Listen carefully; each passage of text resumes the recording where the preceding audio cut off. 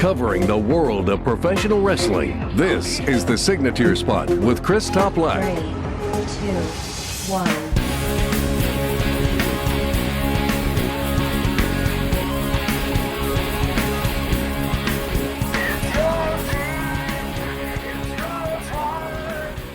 Thank you very much for tuning in to the latest episode of the Signature Spot with Chris Toplack. As always, I greatly appreciate your ongoing support.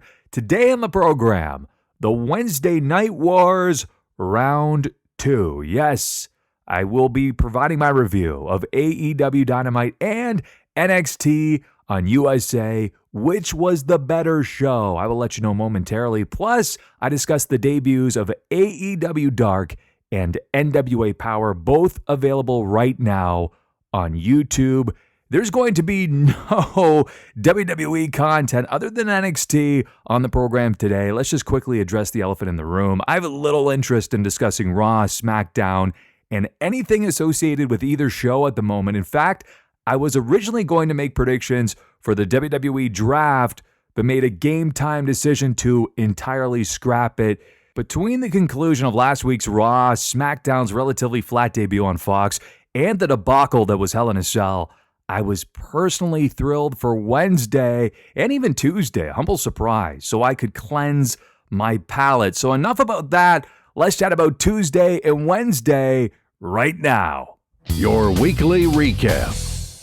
So if I'm AEW, I would capitalize on the frustration of WWE fans over the past week by producing an incredible episode of Dynamite, because you want to remind fans that there is an alternative, and I'm sure NXT had a similar mindset and they wanted to take a similar approach. So before we get to Wednesday, let's start with Tuesday, because there were two shows that premiered. The first that I watched was AEW Dark. It premiered on Tuesday, featured matches not televised on AEW Dynamite on TNT. Now you can watch it every Tuesday at 7 p.m. in the East, and it is officially on the All Elite Wrestling YouTube channel. The frame rate wasn't necessarily the greatest. It's not the same as watching it on television, but I still really enjoyed it. It kicked off with Darby Allin and CIMA, and Allin picked up the victory after landing a coffin drop. Now, it was funny because before that, I was actually tweeting, because I was live tweeting during it, has he ever successfully landed a coffin drop? I've never seen it.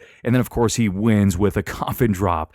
He definitely gives me those Jeff Hardy vibes, where he's an undeniable enigma who is always a perennial underdog. The fans really get behind him. As for CIMA, a veteran from OWE, he really slowed down the fearless Allin with his technical prowess.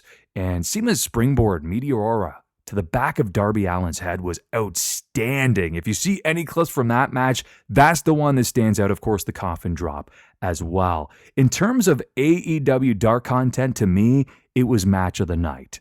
The Lucha Brothers and the Hybrid 2, consisting of Jack Evans and Angelico, took on the Best Friends and Private Party. The flying foot stomp from Phoenix into the package piledriver allowed Pentagon to pin Chuck Taylor for the victory. Orange Cassidy joined the Best Friends. He received a huge ovation. Whether you love or hate the gimmick, it's unique and clearly popular. And as fully expected, the match featured high-octane action with plenty of intricate choreographed spots. Personally, I wish they allowed for some breathing room, as the crowd needed more time to digest the action, as the reaction was a little flat. Now, keep in mind, this actually was filmed after AEW Dynamite last week, so as you can imagine, the crowd was certainly a little exhausted by this point. So shortly after getting punched, Orange Cassidy leaped off the top rope onto all competitors with his hands, of course, in his pockets. Again, overall, I simply wish they just slowed it down just a bit for some breathing room, but it was still fun to watch. Penelope Ford and Bea Priestley took on the team of Britt Baker and Allie. Baker forced Ford to tap out to a Rings of Saturn mandible claw combination, obviously very effective. Penelope Ford and Bea Priestley, two of my favorite female performers on the roster. Both are highly marketable and talented, especially Bea Priestley. I believe that you should strap the rocket to her. I'll chat about her a little bit later on. The match felt a little bit sloppy at times, lacked a little chemistry. I thought it was fine. Not the best effort from all four, though. SCU versus the Jurassic Express headlined AEW Dark. So following a combination from Scorpio Sky and Kazarian, Marco Stunt was pinned, SCU got their arms raised. This was very straightforward, pretty similar to their match that took place just a month prior at All Out. Once again, the crowd chanted for Luchasaurus. They can't get enough of him. I jotted down a few takeaways in regards to the debut of AEW Dark on YouTube. First and foremost, it's a great idea to offer free content on YouTube. You're getting 3 hours of free content on a weekly basis, just over an hour. It's very digestible to watch. I'm sure you can find time for it. I would also tape these matches prior to the live TNT show. Since the crowd was relatively flat, 205 Live suffered a very similar problem when it aired after SmackDown Live. Also, booking 3 tag team matches in a row was slightly exhausting.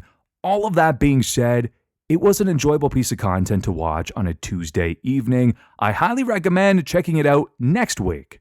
Without being overlooked, how about NWA Power? Sooner or later, everything old is new again.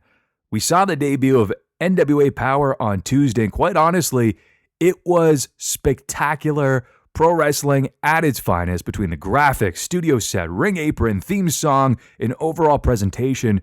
It was really an authentic throwback to where pro wrestling was treated like a sport. Legitimately, you watch footage from 25, 30 years ago, and it encapsulates NWA Power. Everything that was great about pro wrestling 30 years ago, we saw on Tuesday with this program, and I cannot recommend it enough. Nick Aldis versus Tim Storm was a true pleasure to witness. Aldis rolled up Storm with a suplex attempt to retain. Nick Aldis, he is the embodiment of a world champion. He's well-spoken, well-dressed, a true ring general, completely believable in every sense of the word. And based on Tim Storm's story, where this was his last opportunity at the 10 pounds of gold, it was easy to become invested in the main event. They even rolled credits at the conclusion. A nice little touch that I thought was very, very well done. Best of all, it's available on YouTube every Tuesday at 6:05 p.m. and much like AEW, a very reasonable hour in length. So you need to catch it. I believe it was the best surprise of the week. I was chatting with my wife later on in the evening, and I was boldly proclaiming that may have been the best show of the past week. I absolutely loved it. So look at the schedule. On Tuesday, you have NWA Power, AEW Dark, and also Impact Wrestling will be there too. Then Wednesday, AEW Dynamite, NXT on USA, and on Thursdays, NXT UK. How does it get any better than that? Basically, from Tuesday to Thursday, I am glued to my television. But now our topic of the week. Wednesday saw NXT and AEW go head-to-head for the second week in a row. I watched both shows in its entirety. Actually, NXT on USA, I watched until 2 a.m. making notes, so I was committed to this.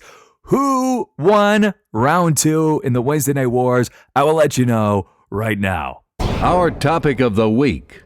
So before I get to my review on both programs, first, I wanted to go over the ratings. Not that they always matter, but still very interesting and also telling to see who's tuning into what. So according to Pro Wrestling Torch, AEW Dynamite drew just over 1 million viewers and NXT had 790,000. Now keep in mind, AEW Dynamite dramatically dropped from last week. They went from 1.4 to 1 million, and NXT went from 845,000 to 790,000. So again, AEW Dynamite is the clear-cut winner. There was a lot of competition in terms of sports, but it's interesting to see what will transpire over the coming weeks and how it impacts these ratings directly. Keep in mind a couple of things. First of all, both are very respectable numbers. Second of all, according to Dave Meltzer, really the demographic that matters most is that 18 to 49. And according to him, AEW Dynamite actually doubled NXT in that category. So also very impressive. Now, as you heard me state last week, quality matters more than anything. If the quality is there, the people will be too. So let's start with AEW Dynamite. I watched that one first. It took place from Boston University. It was Hagenus Arena. I probably butchered the name. Either way, a great venue that holds roughly 7,200 people. close to a sellout. On the camera side, there were some empty seats, but it's also how it was structured, so it was a little bit tarped off there. Based on the card, it had the potential to be a solid show and also a solid follow-up to their debut, and it kicked off with a bang. It was the Young Bucks versus Private Party. They opened the show with the winners moving along to the semifinals in the AEW World Tag Team Championship Tournament. As I noted, an awesome way to kick off the show. Even Atlas Security was brought out with the velvet VIP rope to let in Private Party. I like that little touch right there. Mark Quinn rolled up Matt Jackson after Nick was pulled off the apron while attempting the Meltzer driver. This was certainly considered a huge upset victory as Private Party knocked off the favorites to advance to the semifinals. It really legitimizes them as a premier tag team in AEW. I love how Isaiah sold the lower back injury, which was wisely exploited by the Young Bucks. And something else worth noting, if you go back and watch the match, the backbreaker combinations courtesy of the Young Bucks were slick and flawlessly executed. Mark Quinn had the crowd on their feet, loudly reacting to his moveset, not discounting Isaiah's abilities, but Mark Quinn is definitely the star of the two. Overall, this was easily the best match of the night, one of the best tag team matches I've seen on network television in quite a while. I also love the split screen during the first commercial break. They promised this last week. I didn't see it. They brought it back at least a couple of times this week.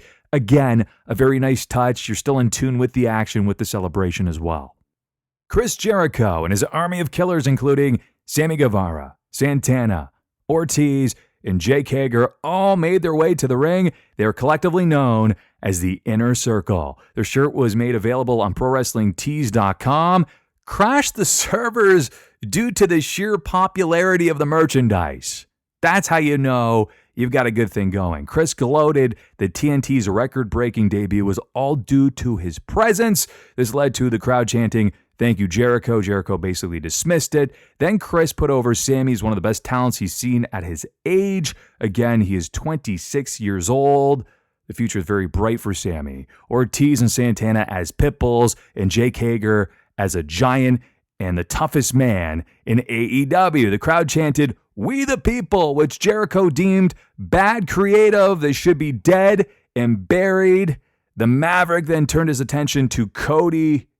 He noted that Dusty Rhodes was a jerk, and Dustin Rhodes is a moron. If Chris Jericho isn't featured on your list as one of the greatest promos of all time, you really need to revisit your list. Definitely.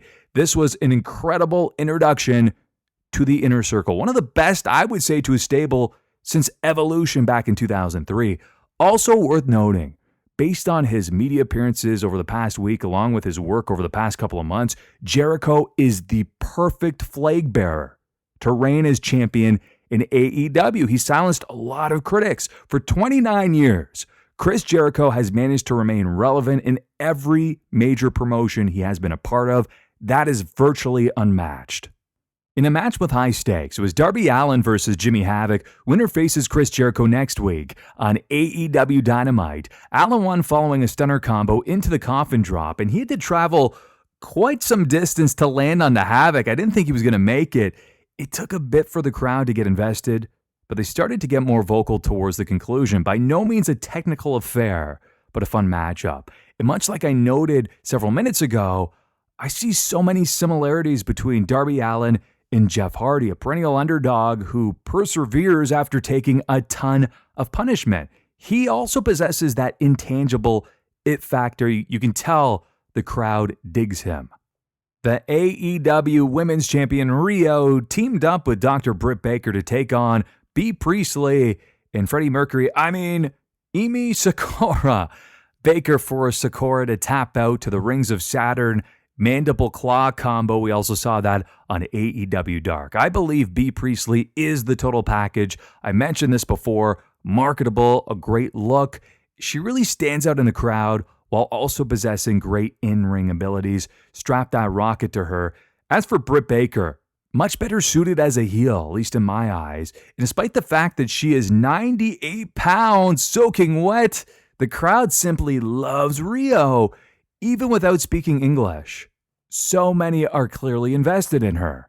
Sean Spears with Tully Blanchard versus Jon Moxley was next. Moxley won following the paradigm shift, which is his elevated double arm DDT. Far superior to Dirty Deeds, by the way. And I should also know, there's only one true chairman. No, it's not Frank Sinatra. His name is La Parka. Sean Spears sat on stage with that chair. They call him the chairman. To me, it's always going to be La Parka, though. When he's swinging, though, jigging those knees, coming down to the ring, pretending to play guitar on that chair, I will always think of La Parka. Love the way Justin Roberts announced Jon Moxley's name, similar to John Cena. I also admired the realism of Pac on commentary, and particularly loved how he referenced only being pinned once in the past 2 years, and he questioned why he was relegated to sitting with the announcers. Tully Blanchard is also a very effective manager. I'm glad that they found a spot for him in AEW. Post-match, Kenny Omega showed up with a broom and a bat wrapped in barbed wire. I mean, I certainly understand the bat, the broom, because I guess Omega is the cleaner, but it was a bit too silly for my liking. Then Pac attacked Omega from behind as Jon Moxley walked by him.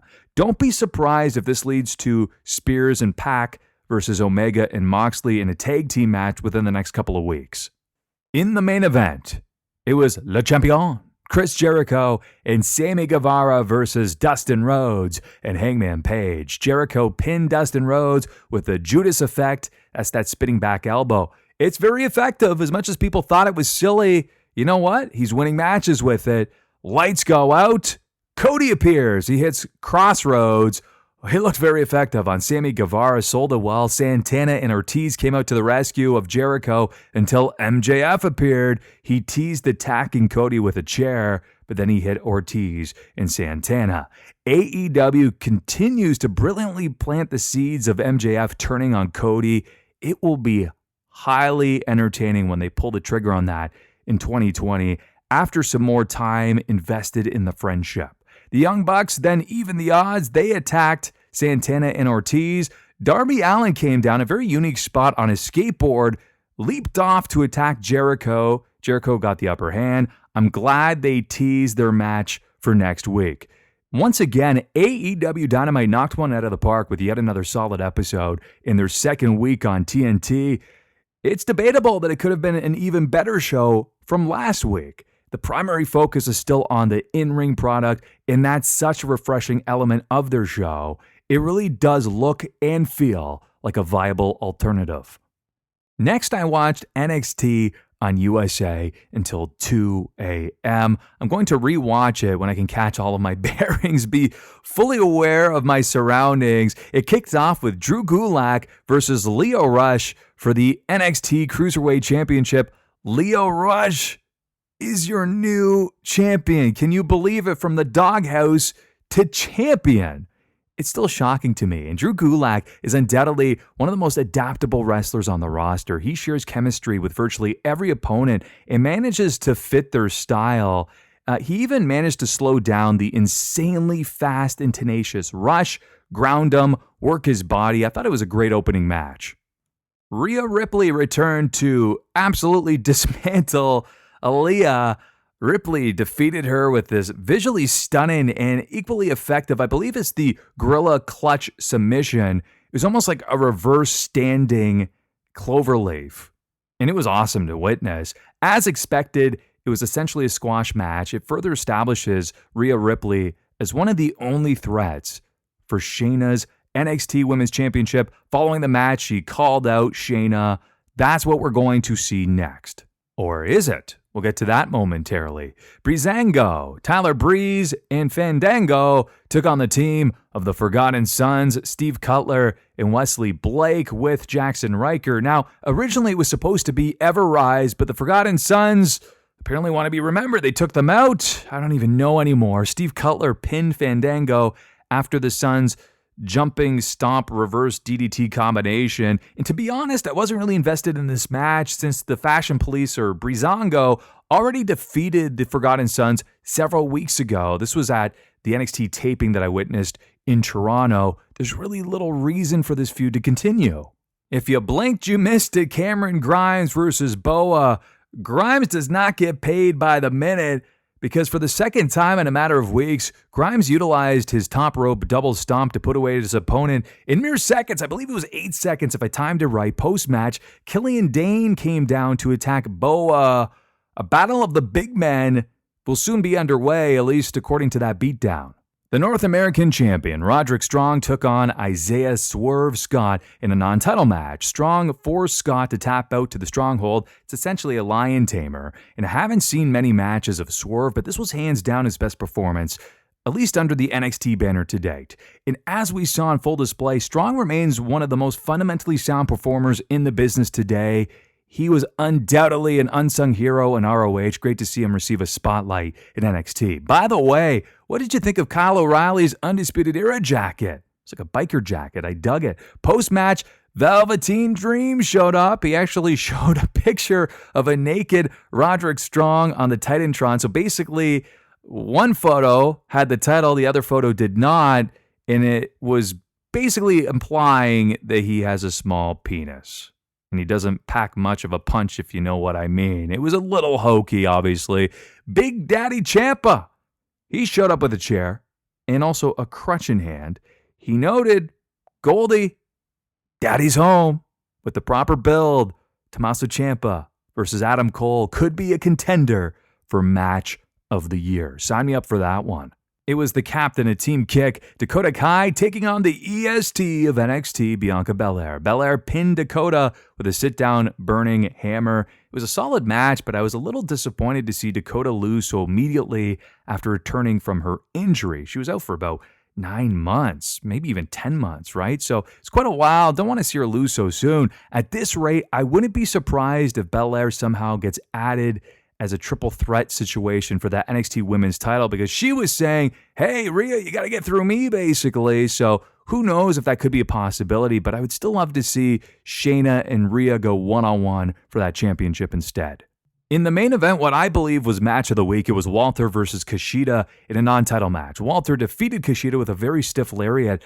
I love how he continues to utilize it as his simple yet believably dangerous finisher. It's great. And much like Walter versus Tyler Bate, this was your traditional David versus Goliath story. Walter tends to work very well with many of those smaller wrestlers. Mind you, almost everyone is smaller in comparison. He's 6'4", 300 pounds. As expected, Walter's brute force was too much to overcome, but Kushida's quickness really drained Walter. Kind of put him on the ropes a couple of times. By the way, it was also undeniably Kushida's best performance under the NXT banner. So I thought that NXT was a solid show this week, not as good as last week. So who wins the Wednesday Night Wars round 2? Last week, I'd give it to NXT. This week, I give the edge to AEW Dynamite. So there you have it, a great week of professional wrestling with plenty of alternatives. Next week, if I'm brave enough, if I want to subject myself to the pain, I may or may not watch the WWE Draft. Again, it's going to be a game time decision, but I'll tell you confidently, I will be watching AEW Dark, NWA Power on Tuesday, and AEW Dynamite and NXT on USA Wednesday or Thursday. And of course, keep in mind, we also have NXT UK on Thursdays as well. Not to be overlooked whatsoever. I believe perhaps the most overlooked brand in professional wrestling, and man, that brand always delivers. Now, if you would do something for me, it would mean a lot. Wherever this show is available, rate, review, subscribe. It really helps promote the show. It helps that organic growth as well. I continue to see that on a weekly basis, and that is all thanks to you. So whether that is Apple Podcasts, Spotify, YouTube, wherever this show is available, again, rate, review, subscribe. And until next week, happy trails to you. Until we meet again. This concludes another episode of The Signature Spot with Chris Toplack. For new episodes, subscribe on YouTube, Stitcher, Spreaker, iHeartRadio, or iTunes. And don't forget to follow The Signature Spot on Facebook for exclusive clips, polls, and opinions.